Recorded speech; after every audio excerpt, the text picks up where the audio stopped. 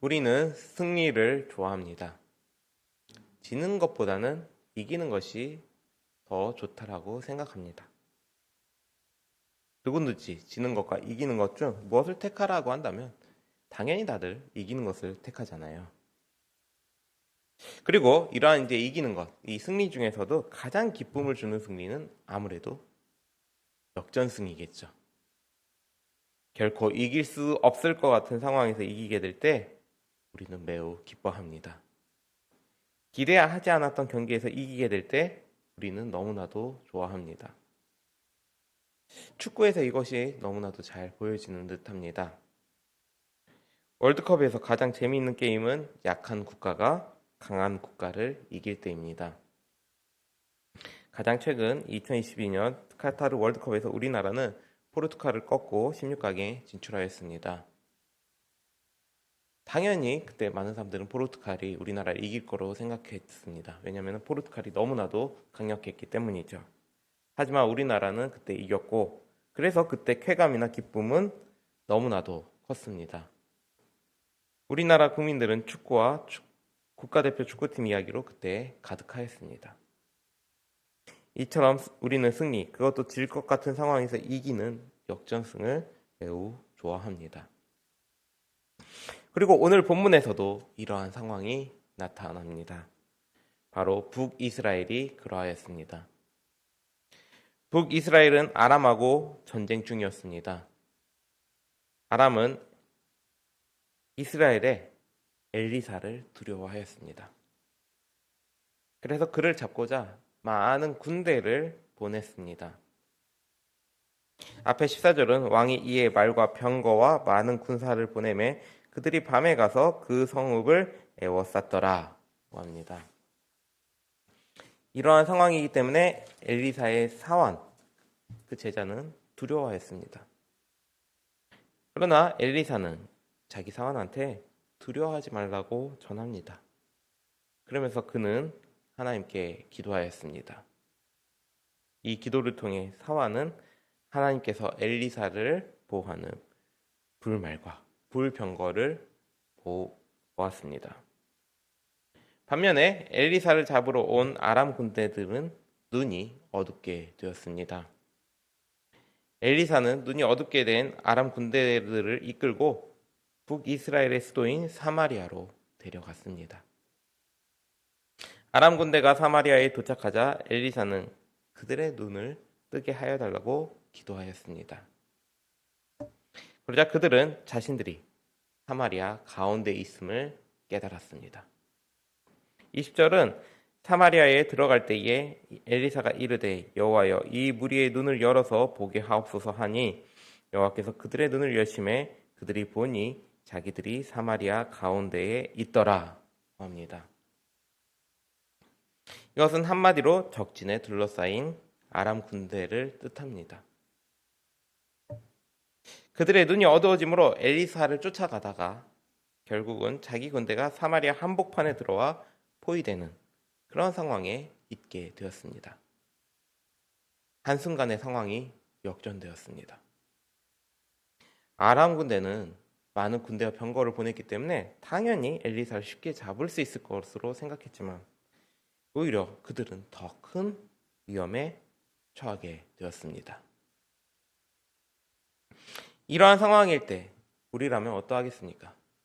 나를 잡으러 온 아람 군대, 나를 잡으러 온 사람들 어떻게 하겠습니까?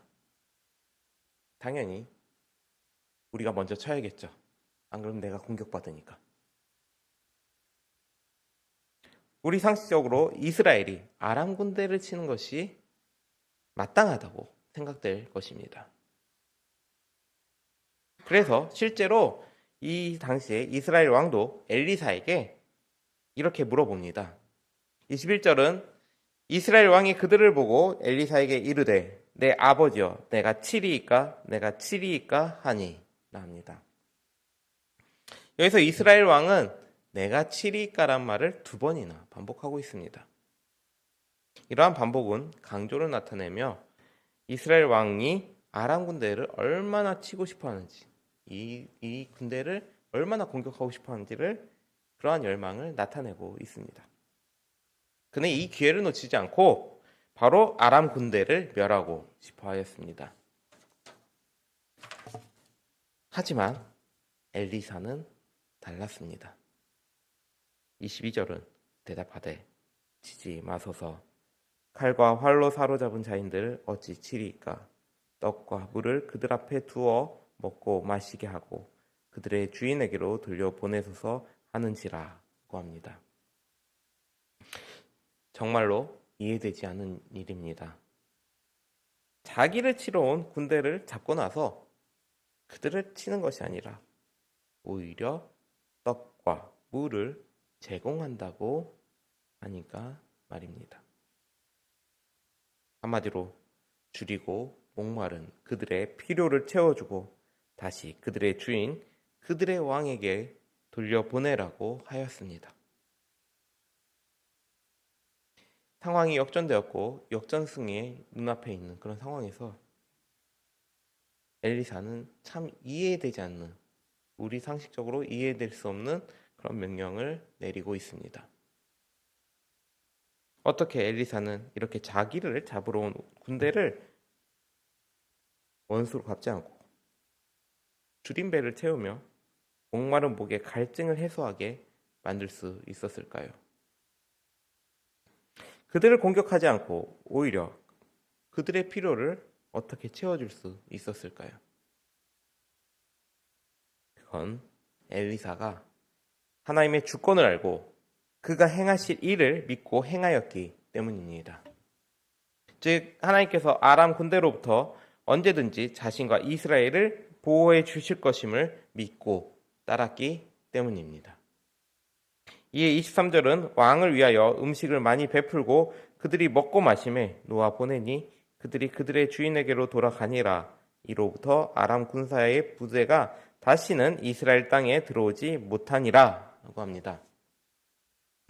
이처럼 엘리사가 왕에게 아람 군대를 잡지 말고 먹고 마시게 하며 그들을 돌려보내자 그들은 결코 이스라엘 땅에 들어오지 못하게 되었습니다. 이 말이 아람이 다시는 이스라엘을 쳐들어오지 않고 공격하지 않았다는 뜻처럼 보일 수가 있습니다. 그러나 실상은 그러하지 않습니다. 엘리사가 살아있는 동안에 아람은 이스라엘을 계속 공격했습니다. 그 이야기가 뒤이어 계속 나옵니다. 바로 뒤이어 24절은 이후에 아람 왕 벤하닷이 그의 온 군대를 모아 올라와서 사마리아를 에워싸니 랍니다. 이처럼 아람 군대를 먹고 마시게 하여 보내고 나니까 너무나도 당연하듯이 다음에는 아람 왕이 다시 이스라엘을 공격해 왔습니다. 심지어 사마리아를, 당시 북이스라엘 수도인 그 사마리아를 에워쌀 정도로 강력한 군대를 보냈습니다. 어떻게 보면 이게 상식적일 수 있습니다. 한번 공격해온 아람 군대가 잘해주어서 보내주었다고 한들 다시 이스라엘을 공격 안 해올 이유가 없었습니다. 그들은 어떻게든 이스라엘을 공격하고자 하였습니다. 그렇다면 열왕기의 기자가 잘못 기록한 것일까요? 아람 군사의 부대가 다시는 이스라엘 땅에 들어오지 못하리라는 말이 틀린 말일까요? 그렇지 않습니다. 이 말은 실상 아람 군대가 더는 이스라엘을 공격해 와도 이스라엘이 그들에게 패하지 않게 되었음을 의미합니다. 아람 왕 베나닷이 뒤이어 엘리사와 북이스라엘을 공격해 왔어도 그 이후 이야기는 엘리사와 북이스라엘이 아람 왕으로부터 승리하였음을 나타냅니다. 뒤에 7장 6절에서 7절은 이는 주께서 아람 군대로 병거 소리와 말 소리와 큰 군대의 소리를 듣게 하셨으므로 아람 사람이 서로 말하기를 이스라엘 왕이 우리를 치려 하여 헷 사람의 왕들과 애굽 왕들에게 값을 주고 그들을 우리에게 오게 하였다 하고 해질 무렵에 일어나서 도망하되 그 장막과 말과 나귀를 버리고 진영을 그대로 두고 목숨을 위하여 도망하였음이라 고 합니다. 이와 같이 하나님께서는 아람 군대에게 병거 소리와 말소리, 큰 군대의 소리를 듣게 만들면서 아람 군대가 스스로 도망치게 만들었습니다. 이처럼 하나님께서는 아람의 침략으로부터 이스라엘을 보호하였습니다. 그러니까 열왕기 기자가 아람 군사의 군대가 다시는 이스라엘 땅에 들어오지 못하리라는 결국 하나님의 보호 가운데 아람의 침략을 막게 되었음을 의미합니다. 그런 의미에서 뒤에 나오는 아람 왕 베나닷의 침략은 하나님께서 어떻게 아람이 이스라엘을 침략하지 못하게 막아주었는지에 대한 그런 더 구체적인 사실에 대한 이야기를 전달해 주는 것입니다. 아람 군대에게 악으로 갚지 않고 선으로 갚은 이스라엘에게 하나님께서는 아람 군대의 침략으로부터 그들을 보호하였습니다. 이를 통해 우리는 악을 당할 때 악과 맞서 싸우는 방법을 다시 깨닫게 됩니다. 그건 악을 악으로 갚는 것이 아니라 선으로 악을 이기는 것입니다. 그래서 바울은 엘리사의 이 승리의 방법을 다시 기억하며 그리스도인의 삶에 대해 이렇게 전합니다. 로마서 12장 19절에서 20절은 내 사랑하는 자들아 너희가 친히 원수를 갚지 말고 하나님의 진노하심에 맡기라. 기록되었을 때 원수 갚는 것이 내게 있으니 내가 갚으리라고 주께서 말씀하시니라. 내 원수가 줄이거든 먹이고 목마르거든 마시게 하라. 그리함으로 내가 숯불을 그 머리에 쌓아 놓으리라 합니다. 이처럼 바울은 원수를 친히 갚지 말라고 합니다. 그러면서 원수가 줄이거든 먹이고 목마르거든 마시게 하라고 합니다. 이것은 엘리사가 오늘 본문에서 자기를 잡으러 온 아람 군대에게 한 행동과 동일합니다. 바울은 엘리사가 한 이 행동을 기억하였습니다.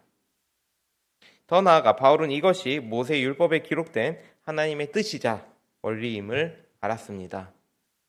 신명기 32장 35절은 그들이 실족할 그때에 내가 보복하리라. 그들의 환난 날이 가까우니 그들에게 닥칠 그 일이 속히 오리로다 나옵니다. 이처럼 모세는 하나님께서 직접 자기 백성을 위해 보복한다고 전합니다. 엘리사는 이 말씀을 믿고 신뢰함으로 자기를 해치러 온 아람 군대를 잡자 그들에게 직접 보복하지 않고 오히려 선을 베풀었습니다. 바울도 마찬가지로 하나님께서 대신 갚아주실 것을 믿고 악을 행한 원수에게 그 필요를 채워주라고 말씀을 전합니다. 이렇게 그리스도인들은 악을 심판하실 하나님의 주권을 믿어야 합니다. 이것을 우리가 너무 추상적으로 생각하지 않아도 됩니다. 분명히 악에 대해서 하나님께서 심판하십니다. 그때가 언제인지 우리는 알지 못하나 하나님께서는 분명 우리가 사는 이 세상 안에서도 그 악을 심판하십니다. 그러면서 우리는 우리에게 악을 행한 자들을 용서하고 그들의 필요를 채우며 선을 행하고 베풀 수 있습니다. 하지만 이렇게 악을 행한 자에게 우리 스스로 그 악을 갚지 않고 선을 베품은 이 세상의 가치와 많이 위배되고 차이가 있어 보입니다. 이 세상은 당한 만큼 갚으라고 말합니다. 내가 당한 만큼 상대에게 갚아주라고 합니다. 오히려 내가 악을 당했음에도 불구하고 그들에게 악을 선으로 갚는 행위는 바보 같은 행위라고 말합니다. 그처럼 어리석은 행위가 어디 있냐고 합니다. 왜냐하면 그들은 하나님의 존재 자체를 믿지 않기 때문입니다. 심지어 하나님을 믿는 사람들일지라도 이런 말을 하기도 합니다. 당한 만큼 갚아주라고 말입니다. 하나님은 하나님이고 너는 너니까 너가 해야 할 일을 마땅히 해야 한다고 하며 말입니다. 하지만 이 역시 하나님 앞에서 죄입니다. 하나님께서는 결코 우리가 악을 행하기를 원하지 않으십니다. 그리스도를 통해 우리를 구원하신 그 사랑은 결코 우리가 악에 서지 않게 만들었습니다. 우리를 새롭게 하심으로 악에서 선으로 완전히 그냥 옮기신 것이기 때문입니다. 예수 그리스도를 믿음으로 악인에서 의인이 되게 하셨습니다. 따라서 믿음으로 사는 우리가 결코 악에 서지 않기를 바라며 우리 역시 새 사람이 되었기 때문에 악에 대해 우리가 맞지 않는 그 악은 우리와 맞지 않은 옷임을 알아야 합니다. 오히려 우리 스스로 악을 악으로 갚을 때에는 우리에게 맞지 않은 옷을 입었음에 대해 너무나도 거북하고 불편한 마음이 들어야 함이 마땅합니다. 그거를 내가 당했으니까 당연히 갚아준다. 그러면서 자기를 정당화시킬 수가 없다는 것입니다. 우리를 새롭게 하신 성령 하나님께서는 우리를 결코 그냥 내버려 두시지 않습니다. 악에 대해서, 죄에 대해서 계속해서 우리 마음 안에 불편한 마음을 안겨주십니다. 왜냐하면 악은 우리와 맞지 않은 옷이기 때문입니다. 세상의 가치에 우리 스스로 숨기고 싶고 다수가 그것을 정당화시킬 때에도 우리 스스로는 두려워해야 함이 마땅합니다.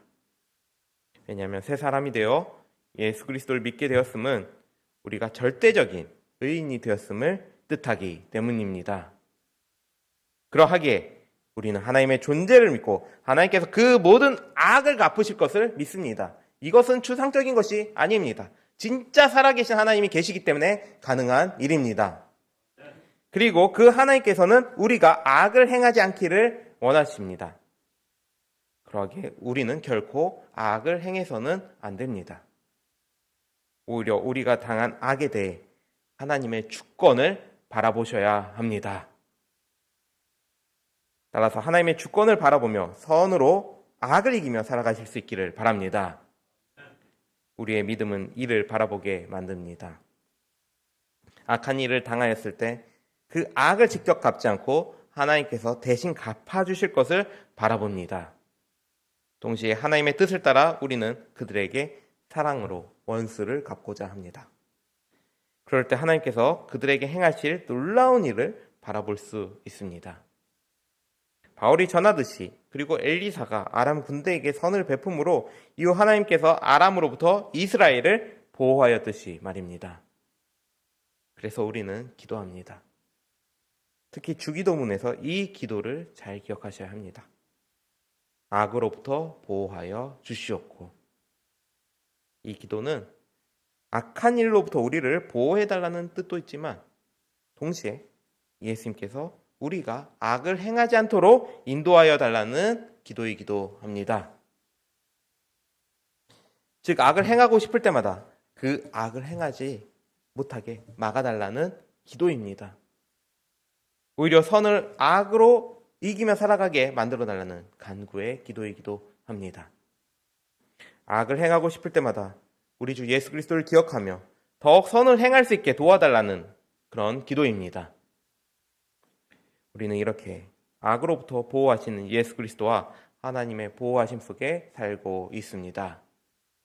따라서 하나님의 주권을 더욱 기억하고 의지하심으로 악과의 전쟁으로부터 날마다 승리하며 살아가실 수 있으셔야 합니다. 이것이 진정 믿음으로 승리하며 살아가는 삶입니다. 믿음으로 승리하는 삶은 결코 악을 악으로 갚지 않습니다. 진짜 승리는 선으로 악을 갚는 삶입니다. 이러한 참된 그리스도인의 원리를 잘 기억하시며 이 세상의 악을 직접 갚지 않고 온전히 하나님께 맡기며 선으로 악을 이기며 살아갈 수 있게 해달라고 이 새벽에 우리 주 예수 그리스도만 의지하며 기도하심으로 진정 하늘의 뜻을 이 땅 가운데 잘 나타내며 살아가실 수 있는 하나님 나라의 복이 넘치는 우리 송월교회 성도님들 되시기를 바랍니다. 기도하겠습니다. 하나님 아버지, 2024년을 잘 마무리하는 이 때를 주심에 감사합니다. 모든 일들이 다 주님의 역사이고 주님의 보호하심 가운데 우리가 있사오니 그 모든 일들 속에 함께 하신 하나님을 더욱 바라보게 하여 주시옵소서.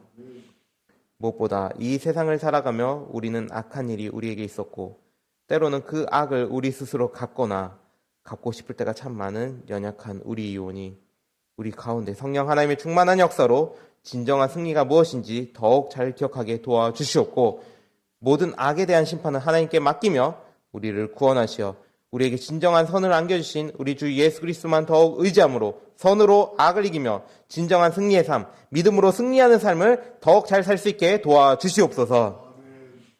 남은 2024년과 다가올 2025년 그리고 앞으로의 모든 삶도 믿음으로 승리하는 삶을 살도록 우리를 인도하시는 우리 주 하나님을 찬양하며 항상 우리를 선한 길로 인도하시는 우리 주 예수 그리스도의 이름으로 기도드립니다. 아멘.